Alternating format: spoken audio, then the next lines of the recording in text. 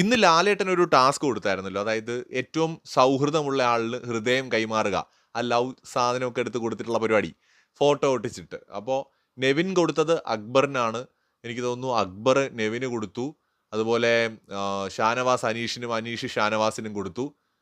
ആദില അനുമോൾക്കും, അനുമോള് ആദിലയ്ക്കും കൊടുത്തു. എനിക്ക് തോന്നുന്നു നൂറയും അനുമോൾക്കാണ് കൊടുത്തത്. അപ്പോൾ ആദില കൊടുത്തതിന് ശേഷം ആ ഒരു സൗഹൃദത്തെക്കുറിച്ച് സംസാരിച്ച സമയത്ത് അനുമോള് ഭയങ്കരമായിട്ട് ഇമോഷണലായിട്ട് കരയുന്നൊക്കെ ഉണ്ടായിരുന്നു.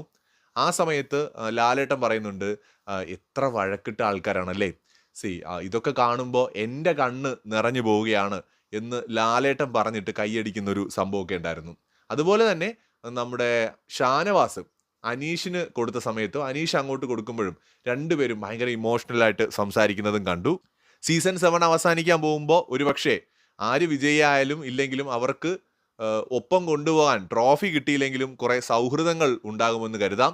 അക്ബറും നെവിനും അതുപോലെ നല്ല സുഹൃത്തുക്കളാണെന്നാണ് ഞാൻ മനസ്സിലാക്കുന്നത്. കൂടുതൽ അപ്ഡേറ്റ്സുമായി വീണ്ടും വരാം.